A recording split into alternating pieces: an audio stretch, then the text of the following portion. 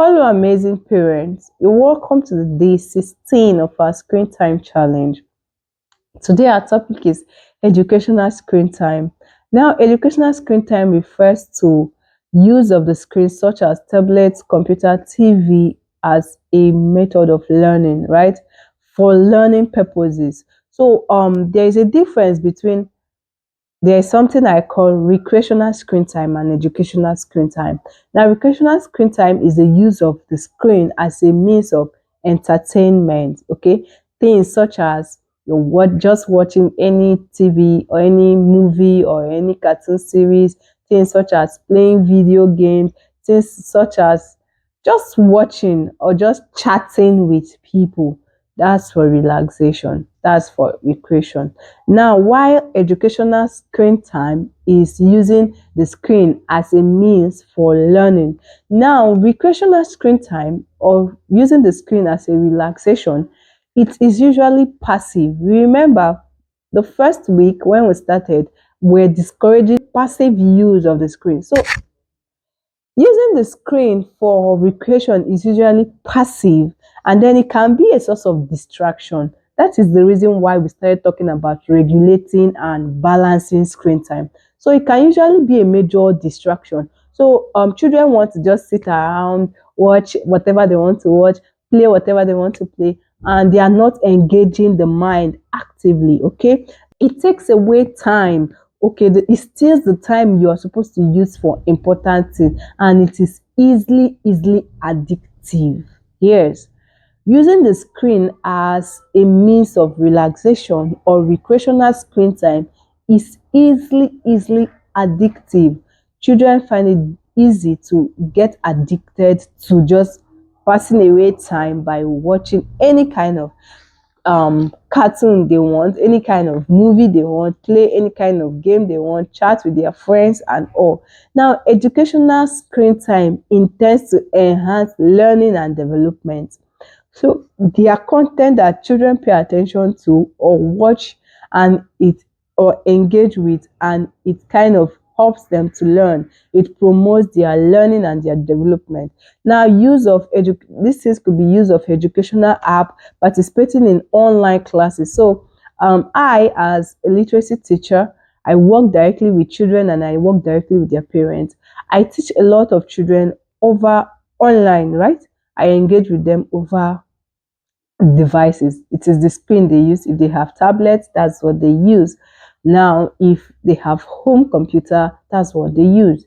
Also, they can also be watching things like documentaries. They are learning from it, and then they are engaging in interactive learning. Maybe they are watching a cartoon series that teaches numbers, that teaches sounds, that teaches vocabularies, that teaches grammar, they are teaching a lot of things about sciences, about arts, about drawing. They are watching those things or they are interacting with those things.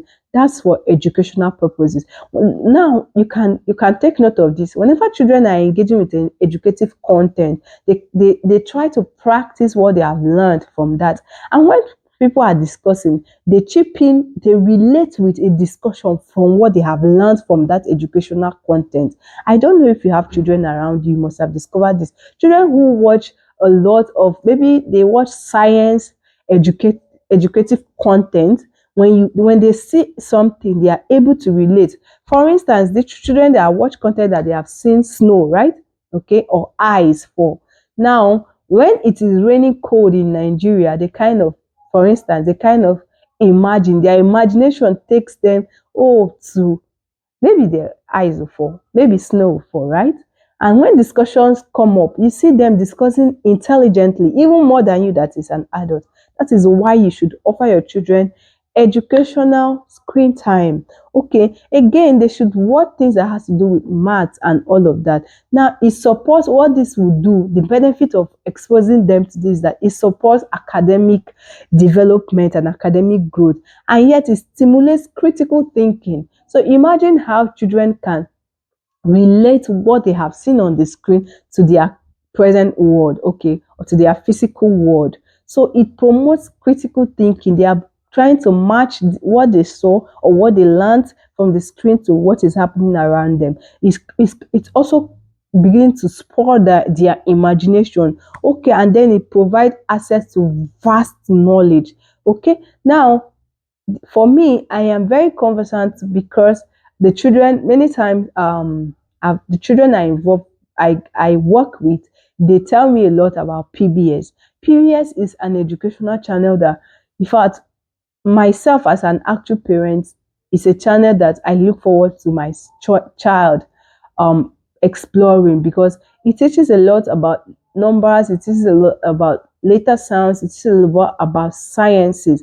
So offer your children more educational screen time than recreational screen time. Okay, so the task I would give to you today is that you should go through your TV, or to discover the educational channels present in your TV, and expose your children to that, and encourage them to spend more time watching it.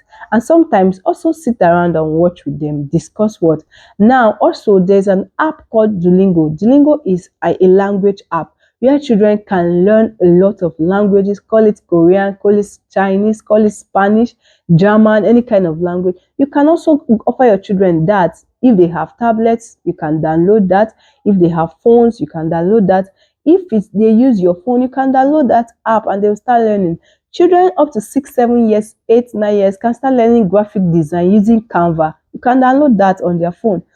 Your child is struggling with reading, your child is struggling with a particular thing, you can engage an online teacher. Okay, and then children can also learn coding, can learn programming. I have a friend who teaches programming, and he teaches children programming via online. He takes children in the US. Myself, I'm a literacy teacher. I teach children reading, and I engage children with all over the world via online. So offer your children educational screen time and less of recreational screen time. Okay, let recreational screen time be something they do after they have engaged with their educational screen time. So carry out your task and engage with us on our support group. Thank you for joining, and see you.